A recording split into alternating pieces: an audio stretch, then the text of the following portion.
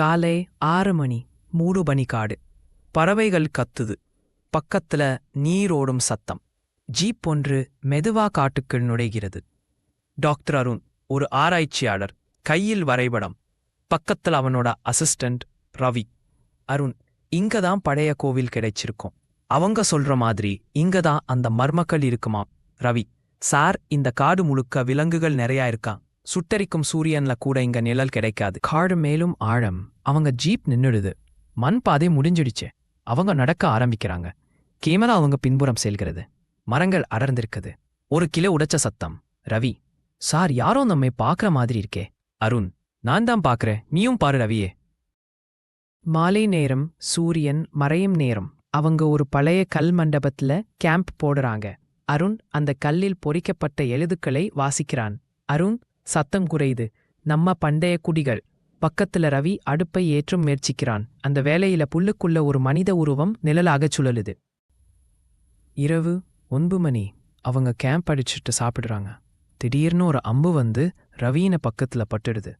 Ravi, sir, யாரோ சுடுறாங்க. அம்பு ஒலியோட நின்னோ வந்து அருண் கையில கீறல். அருண், அடா காட்டுவாசிகளா? அவங்க டார்ச்சை எடுத்து காட்டாங்க. நிழல் வெல்ல 3 பேரு, வில் கையில முகம் முழுக்க மண்ணு பூசி. கண்கள் மின்மினிக்குது. துரத்தல் தொடங்குது. அவங்க பையை தூக்கி ஓடுறாங்க. காடு முழுக்க சத்தம்.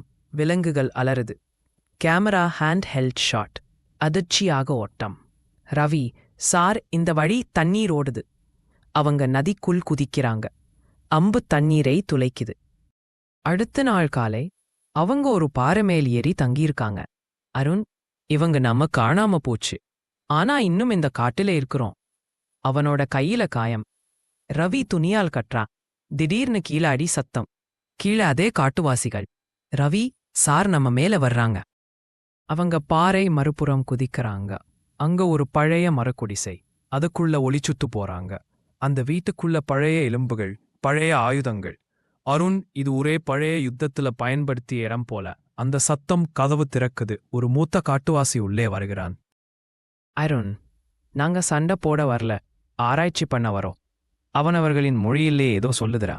புரியாது. ஆனா அவன் ஒரு கல் முத்திரையை காட்டுறா. அது அருண் தேடிய கல்லோட ஒரே மாதிரி. அவன் சைகையால் காட்டுறா. இது உங்கது இல்ல, எங்களோட தெய்வம். அருண் தலையசைக்கிறா. சரி, நாங்க போறோம். அவங்க மெதுவா வெளியே வர்றாங்க. காட்டுவாசிகள் பாதை விட்டு கொடுப்பாங்க. அந்த மூத்தவர் அருணுக்கு கல்முத்திரை கொடுத்து நினைவா வச்சிக்கொன்னு சைகை செய்கிறார். ரவி விசாரிக்கிறான். சார், இதுக்கு அர்த்தம் என்ன? அருண், அவர்களோட உலகத்துல நம்ம நுழைச்சு நம்ம உயிரோட வெளியே வந்தோம். ஜீப்பிலே திரும்பும் அருண் பக்கத்து இருக்கையில அந்த கல்முத்திரை பிரகாசிக்குது. காட்டுக்குள்ள இன்னும் நிழல் பாயுது. காட்டுவாசிகள் பார்த்து கொண்டு இருக்காங்க.